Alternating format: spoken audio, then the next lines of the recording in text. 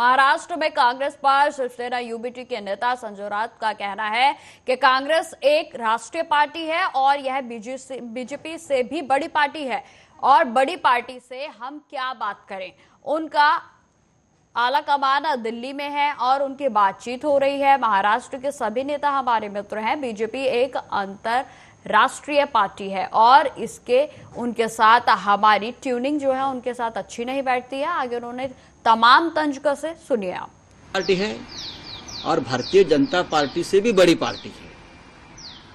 अब ये कांग्रेस तो हर विश्व में भी अनेक राष्ट्र में भी कांग्रेस के नाम से बहुत सी पार्टियां हैं, जैसे अफ्रीका में है और किसी तो बड़ी पार्टी है, बहुत ही बड़ी पार्टी के साथ हम क्या बात करें भाई। तो दिल्ली में उनका हाईकमांड है, उनसे बात हो रही है। महाराष्ट्र के सभी नेता हमारे मित्र हैं, जैसे Bharatiya Janata party international party है, इसलिए हमारी उनसे जमीन नहीं ज्यादा। कभी इंटरनेशनल पार्टी से हम क्या बात करें। लेकिन सर उनका अखिलेश वकीलेश जैसा जो रवैया है सर, छोड़िए अखिलेश वकीलेश जैसा रवैया कांग्रेस के नेताओं का रहा है, जो ट्रेडिशनली रहते हैं सीट शेयरिंग में खासतौर पर देखा, आपको ना बदलने की जरूरत थोड़ा सा लीनियंट होना चाहिए। मैं क्या उनको मार्गदर्शन करूं, उनके यहाँ बहुत मार्गदर्शक है, मैं उनको मार्गदर्शन करना या उद्धव जी ने उनको मार्गदर्शन करना ठीक नहीं। हम जमीन पर काम करने वाले कार्यकर्ता हैं, हम महाराष्ट्र के हित में काम करने वाले कार्यकर्ता है और हम सबसे पहले देश हित को सबसे पार्टी है। जम्मू कश्मीर के गंदरबल में हुई आतंकी घटना पर केंद्रीय मंत्री चिराग पासवान का कहना है कि जिस तरीके से यह हमला हुआ है यह चिंता की बात है। केंद्र सरकार की नजर इस पर है और कई नई सरकार के गठन के तुरंत बाद जिस तरीके से इस तरह की घटना फिर से शुरू हुई है, यह कहीं ना कहीं कई तरीके के सवाल खड़ा करती है। राज्य सरकार को भी गंभीरता से इसको देखने की जरूरत है। अब ये उसका रिएक्शन है नहीं है, पर जिस तरीके से ये हमला हुआ है ये चिंता की बात जरूर है। केंद्र सरकार की भी नजर इसके ऊपर है, पर जिस तरीके से नई सरकार के गठन के तुरंत बाद इस तरीके की घटनाएं वापस से शुरू हुई हैं, ये कहीं ना कहीं सवाल खड़े करती है। मुझे लगता है राज्य सरकार की भी ये जिम्मेदारी है कि इन बातों को गंभीरता से लेते हुए इस बात को सुनिश्चित करे। एक लंबे समय तक जब केंद्र के शासन में वहां पर कार्य को देखा जा रहा था, इस तरीके की घटनाओं में पूरी तरीके से रोक लग गई। और पुनः अगर ऐसे हमले हो रहे हैं, ऐसी घटनाएं घट रही हैं, तो ये चिंता की बात है और राज्य सरकार को भी गंभीरता से इसको देखने की जरूरत है। दिल्ली सरकार में मंत्री सौरभ भारद्वाज ने कहा कि दिल्ली में कहीं पानी भर जाता है तो सड़क खराब हो जाती है और तो एलजी साहब मीडिया को लेकर वहां पहुंच जाते हैं। लेकिन कल वेलकम कॉलोनी में दो पक्षों के बीच 60 राउंड की फायरिंग हुई और आज बम धमाका भी हो गया। लेकिन एलजी साहब कहां हैं? पहले एलजी विदेश गए थे लेकिन आजकल गोवा में हैं। ये बात दिल्ली के लोगों से क्यों छिपाई गई? भारतीय जनता पार्टी की केंद्र सरकार के अधीन दो ही काम है। पुलिस का क्या हाल है और दिल्ली की कानून व्यवस्था का क्या हाल है वो मनीष जी ने बताया। दूसरा ट्रैफिक पुलिस, दिल्ली में ट्रैफिक का क्या बुरा हाल है मुझे बताने की जरूरत नहीं है। लंबे लंबे जैम लग रहे हैं, ट्रैफिक पुलिस नदारद है। कोई प्लानिंग त्योहार के मौसम की एलजी साहब और केंद्र सरकार ने नहीं की। तीसरा डीडीए के विषय में तो क्या कहें, वाइस चेयरमैन और एलजी साहब दोनों के ऊपर सुप्रीम कोर्ट के अंदर 1100 पेड़ गैर कानूनी ढंग से काटने के लिए कंटेम्प्ट प्रोसीडिंग चल रही है। एलजी साहब से भी कहा गया कि आप अपना हलफनामा दीजिए। तो केंद्र सरकार और उनके नुमाइंदे दिल्ली के एलजी पूरी तरीके से अपने दिए हुए कामों में फेल हैं। अपनी रिपोर्ट कार्ड में भारतीय जनता पार्टी की केंद्र सरकार फेल है। सवाल एक बार बार मेरे दिमाग में आ रहा है, कहीं पे पानी भर जाए तो एलजी साहब सब पत्रकारों को लेके वहां सीवर का मुआयना करने जाते हैं। कहीं सड़क खराब हो जाए तो आप सबको लेके वो सड़क का मुआयना करने जाते हैं। कल दिल्ली की वेलकम कॉलोनी में 60 राउंड फायरिंग हुई है दो पक्षों के बीच में। एलजी साहब कहां हैं? ये सवाल मेरे मन में बार बार आ रहा है।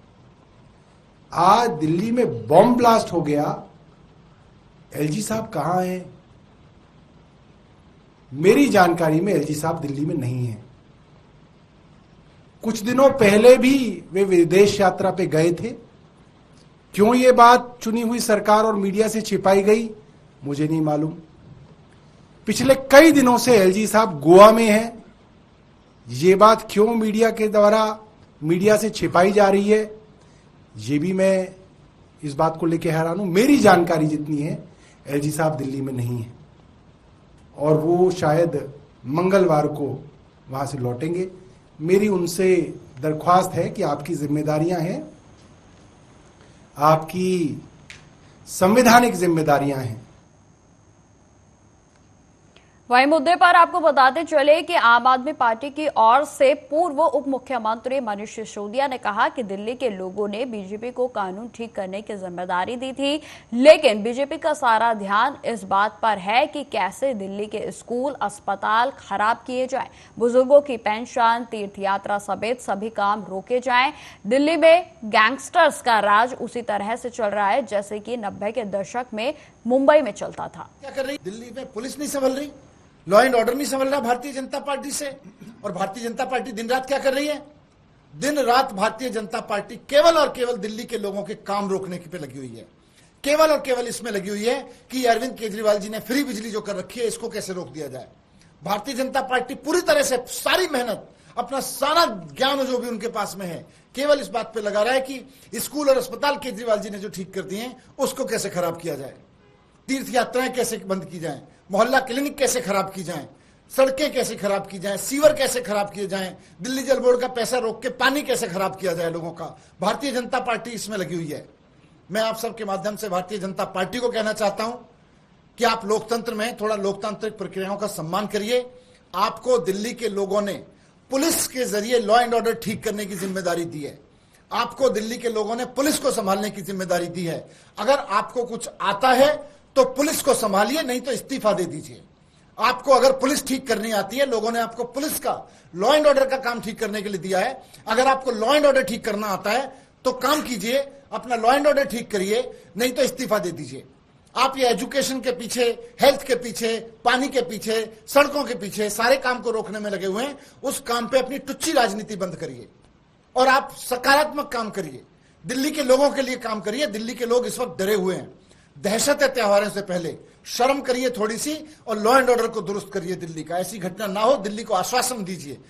आप केवल यह आश्वासन देने में लगे हुए हैं कि हम आपका पानी नहीं आने देंगे त्योहारों पे, हम केजरीवाल की स्कीम रुकवा देंगे त्योहारों पे। आपका सारा बीजेपी का नेता, आपकी सारी बीजेपी की मशीनरी, आपकी सारी एजेंसियां, सारे इंटेलिजेंस सब इस पे लगा रखा है आपने कि केजरीवाल जी का काम कैसे रुकवाया जाए। मैं कहना चाहता हूं फिर से बीजेपी को कि संभल जाइए, दिल्ली खतरे में है, लॉ एंड ऑर्डर खतरे में है। दिल्ली को गैंगस्टर्स चला रहे हैं, ठीक ऐसे गैंगस्टर्स चला रहे हैं जैसे हम फिल्मों में देखा करते थे कि 1990 में मुंबई में गैंगस्टर्स का राज था, आज दिल्ली में गैंगस्टर्स का राज हो गया है। अगर थोड़ी भी कहीं किसी कोने में शर्म बाकी है तो दिल्ली के लॉ एंड ऑर्डर पे काम करिए, दिल्ली के लॉ एंड ऑर्डर को ठीक करने पे काम कीजिए। और मैं एक बात यहां दिल्ली के लोगों से भी कहना चाहता हूं कि आपने भारतीय जनता पार्टी को लॉ एंड ऑर्डर, पुलिस का काम देके देख लिया। भारतीय जनता पार्टी को कुछ नहीं आता है।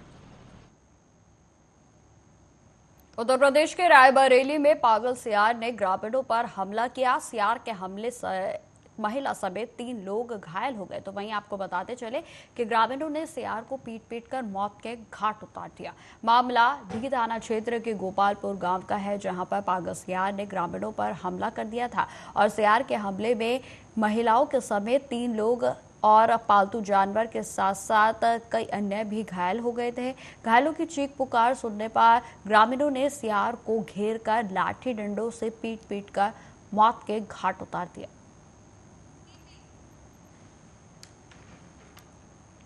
उत्तर प्रदेश के रायबरेली में एक ही परिवार के दो पक्षों में लगातार जिस तरीके से खबरें सामने आ रही हैं, जिसमें कि दोनों के बीच में आमने सामने दोनों पक्ष में जमकर लाठियां चली, जमीनी विवाद के चलते खूनी संघर्ष देखने को मिला। आपको बताते चले कि खूनी संघर्ष का यह वीडियो सोशल मीडिया पर जमकर वायरल हो रहा है और जिसमें कि स्थानीय पुलिस ने दोनों पक्षों से आधा दर्जन लोगों को गिरफ्तार करते हुए मामले की जांच पड़ताल भी शुरू कर दी। आपको बताते चले कि घायलों को सीएचसी में भर्ती कराया गया है, जहां उनका इलाज लगातार जारी है।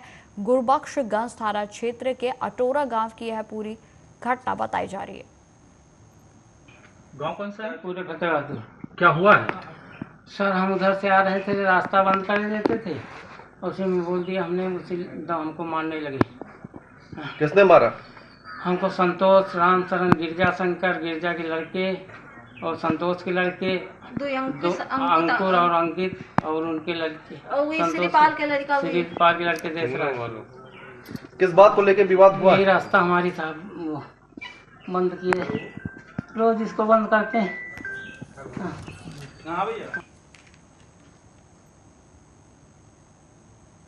खबर उत्तर प्रदेश के रायबरेली से ही है, जहां पर पुलिस ने सालोन कोतवाली क्षेत्र के ख्वासपुर गांव के घोसी का पूर्वा इलाके में नकली पनीर बनाने वाली फैक्ट्री का भंडाफोड़ किया है। आपको बताते चले कि पुलिस ने छापेमारी के दौरान तकरीबन 70 क्विंटल पनीर के साथ साथ 14 बोरी सिंथेटिक मिल्क पाउडर भी बरामद किया है और यह छापेमारी त्योहारी सीजन को देखते हुए पुलिस अधीक्षक के निर्देश पर की गई है, ताकि बाजार में मिलावटी उत्पादों की आपूर्ति रोकी जा सके।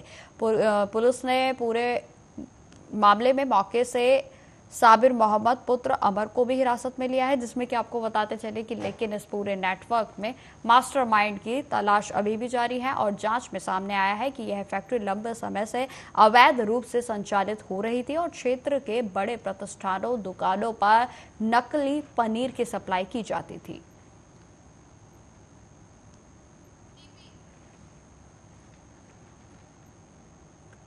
उत्तर प्रदेश के रायबरेली में 2 दिन पहले सरफा व्यवसायी के बेटे को अगवा कर उसकी हत्या किए जाने के मामले में पुलिस ने पूरे मामले में 2 आरोपियों को जेल भेज दिया है और जिसमें कि आपको बताते चले कि आज जेल भेजे गए आरोपियों में से एक को 2 दिन पहले घटना वाले दिन ही परिजनों ने पकड़कर पुलिस के हवाले किया था। मामला ऊंचाहार थाने इलाके का बताया जा रहा है, जहां पर मुख्य बाजार में मां ज्वेलर्स के नाम से संचालित अपनी दुकान पर 20 वर्षीय शोभित कौशल साफ सफाई कर रहा था कि तभी उसका पूर्व परिचित धर्मेंद्र पासी वहां पर पहुंचता है और धर्मेंद्र पासी ने शोभित से कहा कि कहीं से ऑर्डर मिलने वाला है, इसलिए वह साथ चलकर डिजाइन वगैरह सब कुछ समझा दे और जिसके बाद शोभित ने दुकान खोली छोड़ी और धर्मेंद्र को अपने बुलेट बाइक से लेकर प्रतापगढ़ बॉर्डर स्थित सरपतहा पुल के पास पहुंच गया, जहां पर आपको बताते चले कि बुरी तरह नशे में धुत धर्मेंद्र पासी का साथी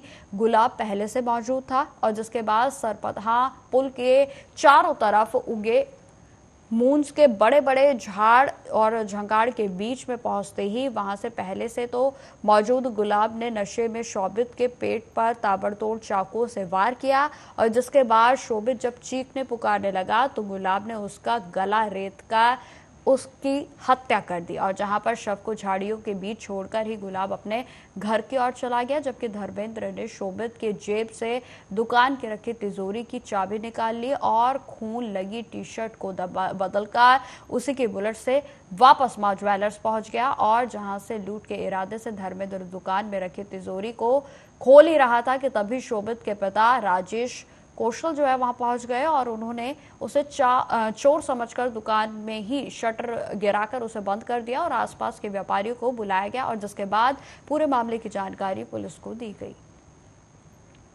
18 तारीख को ऊंचाहार थाना क्षेत्र के जो एक मां ज्वेलर्स में है, वहां पे जो व्यापारी है, सराफा व्यापारी है, उनके अपहरण की सूचना उनके पिताजी ने दिया कि एक व्यक्ति आया दुकान पे और किसी ऑर्डर लिए जाने के नाम पे उनके साथ कहीं चला गया है और वापस जो है जिस व्यक्ति के साथ गया था, धर्मेंद्र नाम के व्यक्ति, वो दुकान में उन्हीं के बुलेट को लेकर के आता है और लॉकर खोलने का प्रयास करता है। इतने में उनके पिताजी आए और शटर बंद कर करके वो पुलिस को सूचना दी।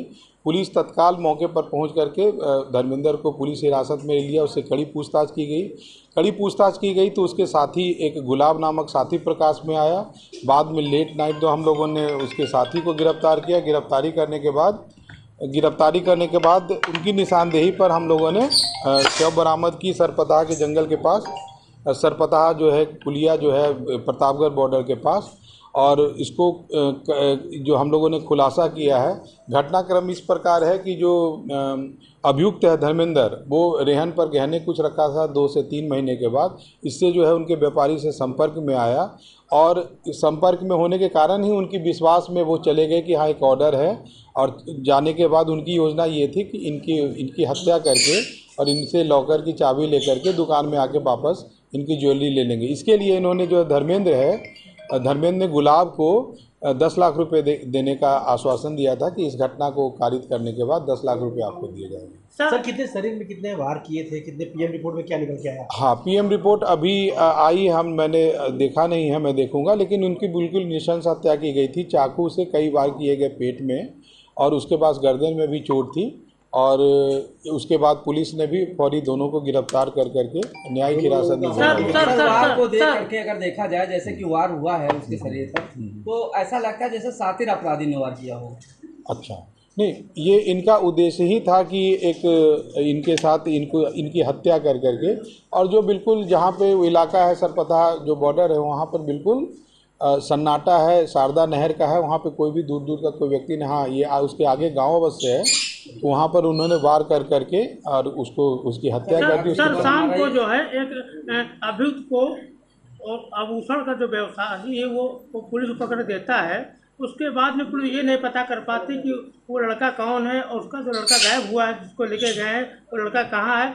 12 घंटा बीत गया, सुबह लाश बरामद होती। सर पुलिस ने बिल्कुल तत्परता से जो है धर्मेंद्र से कड़ाई से पूछताछ की। कड़ाई से पूछताछ के बाद जो उनके साथी है गुलाब को गिरफ्तार किया, और जो बहुत ही कम समय में गिरफ्तार किया। एक पुलिस को एक जो प्रक्रिया होती है कि किसी की जानकारी और लोकेशन ट्रेस करने में जितना न्यूनतम वक्त लगता है, उस न्यूनतम वक्त में गुलाब को गिरफ्तार किया। और उसके बाद कड़ाई से पूछताछ करने के बाद दोनों को बिल्कुल क्रॉस चेक करने के बाद ही जो है शव की शिनाख्त की और उन्हें बरामद किया। एक सवालिया निशान खड़ा हो रहा है जो कि ऊंचाहार थाना प्रभारी से पहले लालगंज में थे, जो कि चर्चा का विषय बने थे। आपने देखा है कि खुलासा नहीं कर पाए थे, जो कि इससे पहले भी व्यवसाय क्या कहते हैं सराफा व्यवसाय की गोली मारी गई थी, उसमें भी नहीं खुलासा कर पाए थे। अब ऊंचाहार जाने के बाद भी वो चर्चा का विषय बने हुए हैं। ये ऊंचाहार जाने के बाद जो घटना हुई है, इनको हम लोगों ने बिल्कुल सही समय पे और तत्काल घटना का नाम।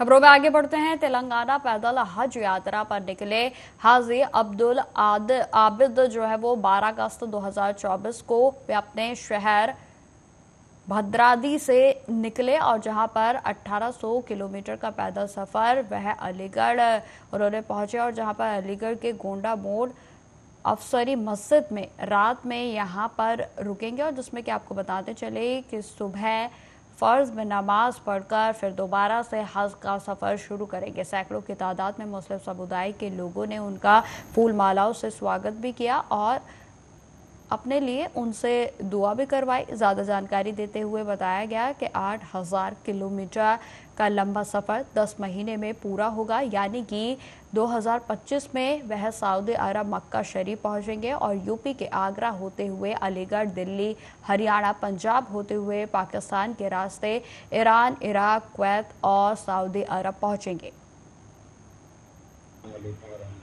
आप कहां से हज यात्रा पे शुरू की है?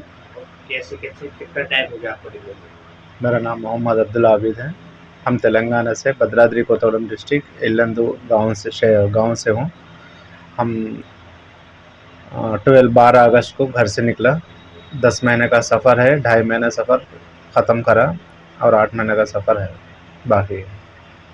कितने किलोमीटर आप रोज चलते हैं और क्या है आपका? 20-25 किलोमीटर। 20-25 30 जी। मस्जिद से फिर मस्जिद तक, जहाँ मस्जिद 20 किलोमीटर में रहता 20 किलोमीटर में रुकता, 30 किलोमीटर पे था 30 किलोमीटर वैसे मस्जिद से फिर मस्जिद तक चलता है। कितना रुटन रहेगा, कैसे रुटन आप लेके चलते हो, खाने पीने का इंतजाम कैसे? अल्हम्दुलिल्लाह वो मस्जिदों में ख़याम करा, वहाँ पे खाने का इंतज़ाम हो रहा है इंशाअल्लाह अल्हम्दुलिल्लाह। तो कब तक पहुँचेंगे अभी? इंशाअल्लाह 2025 का हज का नियत करके निकला मैं, इंशाअल्लाह 2025 में हज करूँगा। तो आप शादीशुदा है क्या? हाँ, तीन बच्चे हैं। 3 बच्चे। जी। तो कैसे, क्या संदेश देना चाहेंगे आप आवाम के लिए जो आप पैदल हज यात्रा करने निकल रहे हैं? बस हम तो अल्लाह को राज़ी करने निकला और सब शांति से रहने की दुआ कर रहा। हिंदू अपने मुसलमान भाई, हिंदू भाई सब शांति से रहने की दुआ कर रहा। अभी तक तुम कितने किलोमीटर चल दिए हो यहाँ तक? अभी तक हम देखो 1800 किलोमीटर चले। बीच में कोई परेशानी को दिक्कत? नहीं, कुछ नहीं, अल्हम्दुलिल्लाह, अल्लाह का शुक्र है। तो आपको परमिशन नहीं है कि आपने रास्ते अपने रहते? हाँ, सब परमिशन से। जी। बिहार के लखीसराय में डीएम मिथिलेश मिश्र ने राजकीय स्मारक घोषित बिछवे पहाड़ का जायजा लिया और जिसमें डीएम के साथ विश्व भारती शांति निकेतन के प्रोफेसर अनिल कुमार के साथ साथ इतिहासकार रजनीश राज भी मौजूद रहे। आपको बताते चले कि बिछवे पहाड़ पर पहुंचकर डीएम ने इससे जुड़े इतिहास के बारे में भी जानकारी ली और साथ ही साथ बिछवे पहाड़ पर बने आकृति और अवशेषों को भी देखा। आपको बताते चले कि 2018 में बिहार सरकार ने बिछवे पहाड़ सहित लखीसराय जिले के 6 पुरातात्विक जगहों को राजकीय स्मारक के रूप में घोषित कर दिया था, लेकिन रखरखाव और उदासीनता के अभाव से आज भी यह स्मारक संरक्षित नहीं हो पाए हैं। डीएम ने बताया कि बहुत जल्द बिछवे पहाड़ को संरक्षित वो किया जाएगा, संक्षिप्त इसको पूरे तरीके से दिशा में इसका काम करना भी शुरू किया जाएगा। पुरातत्व को अगर पर्यटक से जोड़ा जाए तो पर्यावरण भी अच्छा रहेगा और साथ ही साथ लोग आर्थिक रूप से भी मजबूत होंगे। मैं हमेशा से कहता हूं कि पुरातत्व को यदि पर्यटन से जोड़ा जाए तो पर्यावरण भी हमारा सुरक्षित रहेगा और लोगों की जो रोजी रोटी है वो भी अच्छी हो सकती है। ये बहुत ही संभावनाशील क्षेत्र है। लाली पहाड़ी के बाद आज हम लोग बिछवे पहाड़ के ऊपर भी गए थे और वहाँ जो स्ट्रक्चर मिला है उसको हम लोगों ने देखा है। आवश्यकता इस बात की है कि नीचे में इसके लिए जो साइन बोर्ड है पर्यटन स्थल के बारे में और पुरातत्विक स्थल के बारे में वो लगाया जाए। यात्री सुविधाओं के लिए पहले से यहाँ पर विश्राम स्थल बना हुआ है, उसको साफ रखा जाए और शौचालय की सुविधा लोगों को दी जाए ताकि आने के बाद कोई भी पर्यटक है या धार्मिक व्यक्ति हैं जो श्रद्धालु हैं उनको सुविधा मिले। मंदिर का भी रखरखाव ठीक हो और ऊपर पहाड़ पर जाने के लिए एक सुगम रास्ता रहे ताकि लोग ऊपर जाके पहाड़ को देख सकें, उसके जो पुरातात्विक स्थल है उसको देख सकें और उसके महत्व को जान सकें। तो मैं यहाँ के लोगों से कहूँगा कि जो नए लोग हैं वो उसके बारे में जाने और कम से कम बाहर से जो अगर कोई आगंतुक आते हैं तो उसके बारे में इसके बारे में बताएं। कम से कम पहले लोग आना शुरू करेंगे तो यहाँ की अर्थव्यवस्था में भी सुधार होगा और पर्यटन के मैप पर बिछवे पहाड़ को लोग जानना पहचानना शुरू करेंगे, लोग इसको देखने के लिए आएंगे। तो आज हम 2018 से 24 तक क्यों नहीं हुआ उसका उत्तर हम नहीं दे सकते हैं। आप लोग साक्षी हैं कि हम लोगों ने प्रयास किया 2015-16 से 18 में लखीसराय जिले का 6 जो पुरातात्विक साइट है वो प्रोटेक्टेड संरक्षित घोषित हुआ। अब जो भी परिस्थिति रही हो, लाल पहाड़ी की खुदाई उसके बाद हुई, कुछ मूर्तियों का संरक्षण हुआ, संग्रहालय बना, काम तो हुआ। हाँ, इन निश्चित रूप से बाकी जो 5 हमारे संरक्षित घोषित स्थल हैं उस पर ध्यान नहीं दिया गया या जिस भी कारण से अभी तक उपेक्षित रहा है। अब नए जिलाधिकारी महोदय आए हैं और उनकी रुचि है, विशेष रुचि है और वो हर जगह खुद विजिट कर रहे हैं। अभी तो जस्ट नए आए ही हैं तो हमें तो बड़ी उम्मीद हो गई है कि कुछ अच्छा होगा। तो आप मांग करेंगे सर कि ये जो 6 साइट। तो फिलहाल इस बुलेटिन में इतना ही। देश दुनिया की तमाम खबरों की जानकारी के लिए बने रहे हमारे साथ। नमस्कार।